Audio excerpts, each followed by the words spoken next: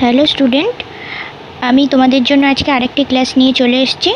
সেটি হলো ইংলিশ গ্রামারের ক্লাস, যেটি আমি তোমাদেরকে করাবো ডাফ অ্যান্ড দাঁত এই কোশ্চিন ব্যাংকটা থেকে। হ্যাঁ, আজকে আমরা করব পেজ 11।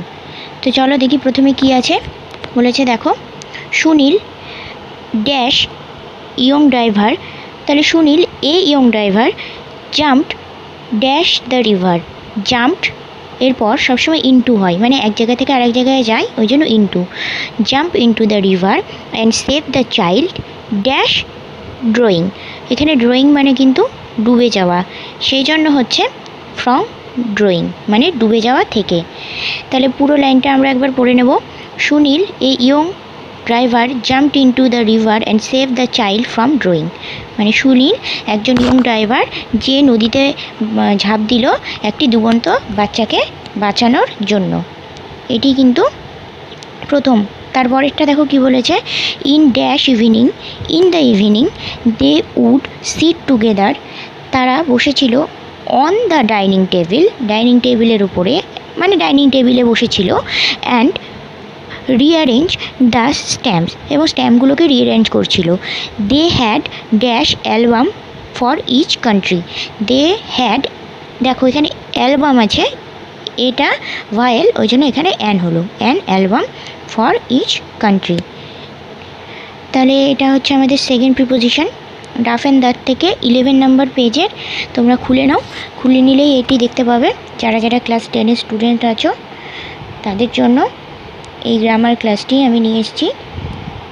আজকেই প্রথম ক্লাস, তো ফার্স্ট আমি প্রিপোজিশন এবং আর্টিকেল দিয়েই স্টার্ট করলাম। পেজ ধরে ধরে আমি তোমাদেরকে পুরো বুকটা ধীরে ধীরে কমপ্লিট করিয়ে দেবো, কেমন? তো এটা হলো 2। এবার 3 নম্বরটা দেখো, when John arrived dash Mumbai. Arrive পরে কিন্তু সবসময় অ্যাট বসে। Arrived at Mumbai dash train, by train, ট্রেনের দ্বারা। There was not dash single penny in his pocket. There was not, সেখানে ছিল না, dash single, single penny in his pocket. এখানে পেনি মানে কিন্তু পয়সাকে বোঝায়। তাহলে কি বলছে, যখন জন বোম্বেয়ে আসলো ট্রেন করে, তখন তার কাছে কিন্তু একটিও পয়সা ছিল না। এটি কিন্তু হচ্ছে এটির মানে, এই লাইনটির মানে। এগুলো সবই দেখো কোনো না কোনো মাধ্যমিকে এসছে ইয়ারে। তো তোমাদের এবার পরীক্ষাতেও কিন্তু এই সেম জিনিস থাকবে, আর্টিকেল প্রিপোজিশন দিয়ে ফিল আপ। তো সেইভাবেই তোমাদেরকে প্রিপারেশন নিতে হবে, কেমন? তো এটি 3 নম্বর আমাদের হয়ে গেল পেজ 11-এর। এরপরে আমরা দেখব কোনটা আছে, 4 নম্বর। India stormed into dash quarter final. India stormed into the quarter final in the world cup on Friday. মানে কি হয়েছে, ইন্ডিয়া পার্টিসিপেট করতে পেরেছে কোয়ার্টার ফাইনালে, ওয়ার্ল্ড কাপ, যে ওয়ার্ল্ড কাপ খেলাটা হয়েছিল শুক্রবারে। And defeating West Indies by 4 wickets, মানে 4 উইকেটস নিয়ে তারা কিন্তু ওয়েস্ট ইন্ডিজকে হারিয়ে দিয়েছে। In dash non so high scoring game in Perth, PRTH, এটা একটা জায়গার নাম, ইন বসেছে দেখো তার আগে।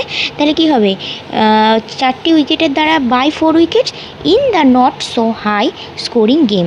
In the not so high scoring game মানে কি, গেমটাতে কিন্তু ততটা স্কোর হয়নি, যার জন্য কিন্তু ওই পার্টিকুলার গেমটার কথা যেহেতু বলা হয়েছে, সেই জন্য কিন্তু the not so high scoring game, the কথাটি কিন্তু এখানে ব্যবহার হচ্ছে।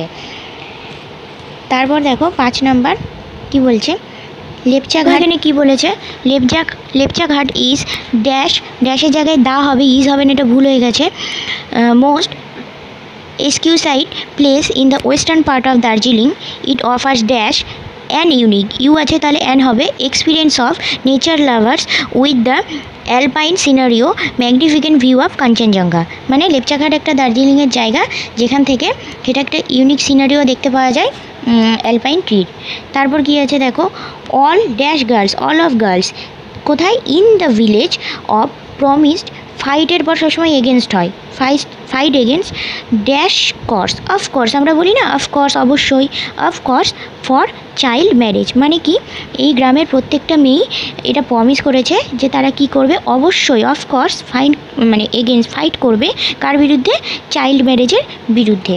কেমন, তাহলে এখানে দুটো জিনিস মনে রাখতে হবে, ফাইট এগেনস্ট অ্যান্ড অফকোর্স। দেখো আমরা কথায় কথায় অনেক সময় কিন্তু বলে থাকি অফকোর্স, তো এখানে অন্য কোনো যদি মনে হয় যে না এখানে অন্য কোনো প্রিপোজিশন হবে, সেভাবে কিন্তু হবে না। তারপরে দেখো 7 নম্বর, most people are fond of এটাও অ্যাপ্রোপ্রিয়েট প্রিপোজিশন, ফন্ডের পর সবসময় অফই হয়।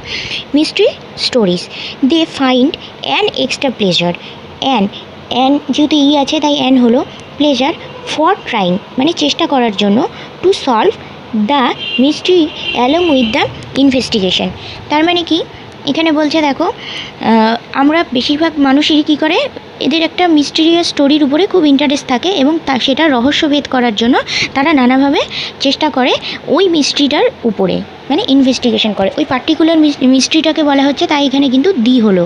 কেমন, পরেরটা দেখো, the students from the neighbouring school, মানে এই স্টুডেন্টগুলোই যেগুলো আমাদের পার্শ্ববর্তী স্কুলে আছে, are going to the excursion, তারাই কিন্তু এক্সকারশনে যাচ্ছে, টু দার্জিলিং, কোথায়, দার্জিলিংয়ে, উইথ দেয়ার টিচার্স, তাদের টিচার্সদের সাথে। কেমন, এখানে পার্টিকুলারভাবে ওই নির্দিষ্ট স্কুলের নির্দিষ্ট স্টুডেন্টগুলোকেই বলা হচ্ছে, সেই জন্য কিন্তু এখানে দি কথাটি, মানে দি কথাটি না আর্টিকেলটি আসলো, ঠিক আছে। এবং কোথায় যাচ্ছে, গোয়িং টু এক্সকারশনে যাচ্ছে, কাদের সাথে, উইথ দেয়ার টিচার্স।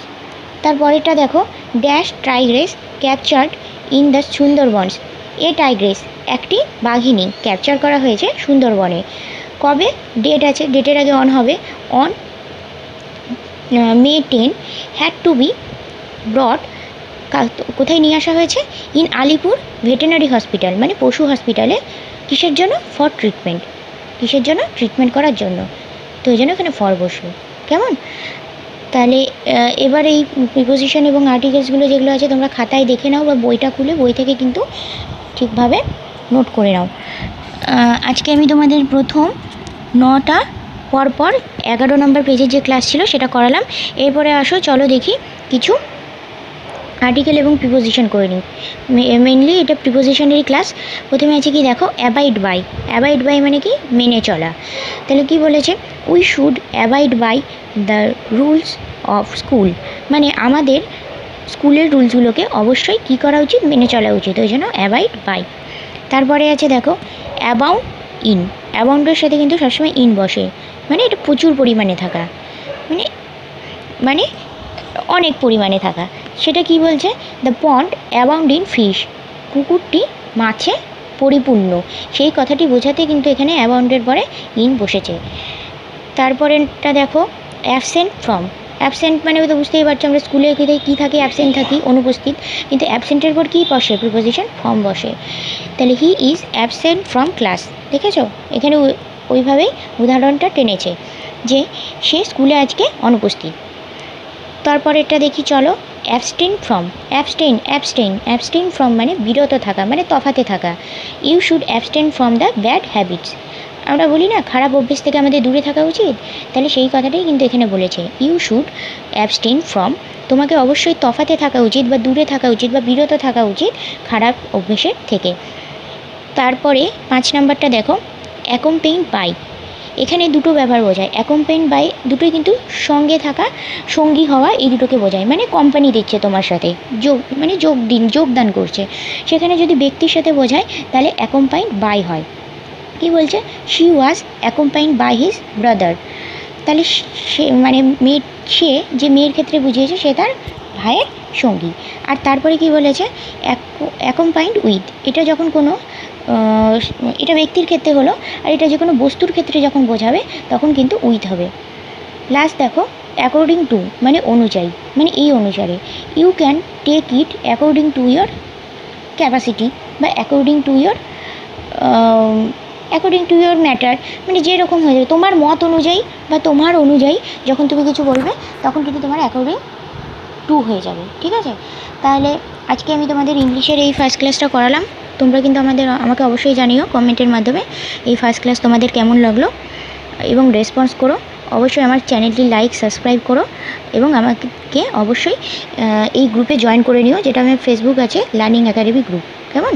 তো আজকের মতো এখানেই থাকলো, বাই।